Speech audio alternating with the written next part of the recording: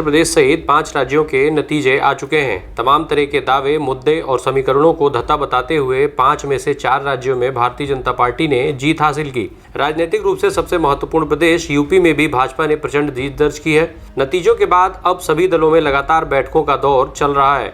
कहीं हार की समीक्षा हो रही है तो कहीं भविष्य के वोटरों को अपने साथ जोड़ने के कवायद और साथ बनाए रखने की बात। यूपी विधानसभा चुनाव में भाजपा की जीत के पीछे प्रधानमंत्री नरेंद्र मोदी का जादू, योगी का हिंदुत्व और फ्री राशन जैसी योजनाओं के साथ साथ मायावती को बड़ा कारण माना जा रहा है।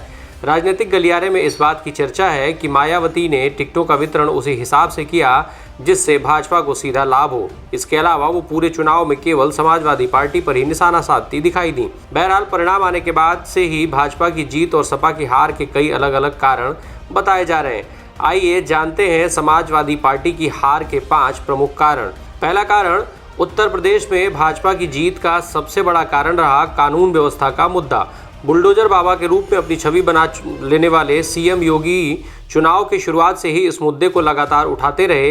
इतना ही नहीं, योगी ने अपने 70 में से 58 रैलियों में जमकर बुलडोजर की बात की और इन सभी सीटों पर भाजपा पहले से भी मजबूत हुई। दरअसल जनता ने इसे कानून व्यवस्था की मजबूती और माफियाओं के खात्मे के रूप में देखा। ये जितना बड़ा भाजपा की जीत का कारण था, उतना ही बड़ा समाजवादी पार्टी के हार का भी कारण बना। दूसरे नंबर पर रहा मोदी का मैजिक। प्रधानमंत्री नरेंद्र मोदी का जादू इस बार भी यूपी की जनता के सिर पर चढ़कर बोला। इतना ही नहीं, भाजपा ने इसका इस्तेमाल वहां ज्यादा किया जहां योगी से लोगों की थोड़ी बहुत नाराजगी थी। चुनाव के शुरुआती 2 चरणों में पीएम की सभाएं नहीं हुई, केवल कुछ वर्चुअल संबोधन हुए।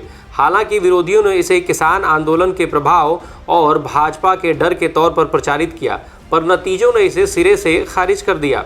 पीएम मोदी ने अपनी 19 जनसभाओं में लगभग 192 सीटें कवर की।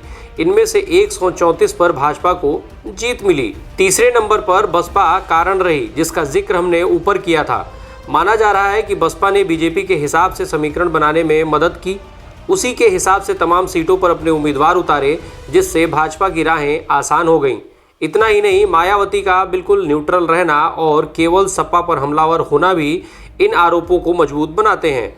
सुर्खियों की माने तो मायावती ने 122 सीटों पर ऐसे उम्मीदवार उतारे जो सपा उम्मीदवार की ही जाति के थे और यहाँ जाति समीकरण के हिसाब से सपा मजबूत थी। चौथे स्थान पर सपा का मुस्लिम प्रेम रहा। समाजवादी पार्टी खुद को मुस्लिमों का हितैषी होने की छवि से बाहर नहीं निकल पाई। सपा की इस छवि का पूरा फायदा भाजपा को मिला। रही सही कसर बाहुबली मुख्तार अंसारी के बेटे अब्बास अंसारी ने अधिकारियों को धमकाकर पूरी कर दी। इससे बड़ी संख्या में समाजवादी पार्टी के वोट कटे।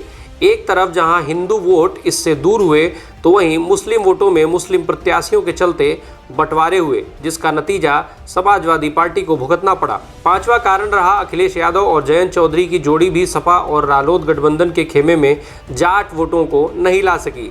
जयंत के साथ से सपा की रैलियों में भीड़ तो खूब जुटी, पर यह भीड़ वोट में कन्वर्ट नहीं हो पाई।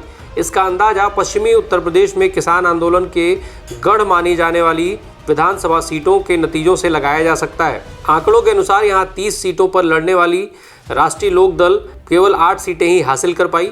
गठबंधन के सहारे पहले और दूसरे चरण में खुद को मजबूत मान रही सपा को यहां केवल निराशा ही हाथ लगी।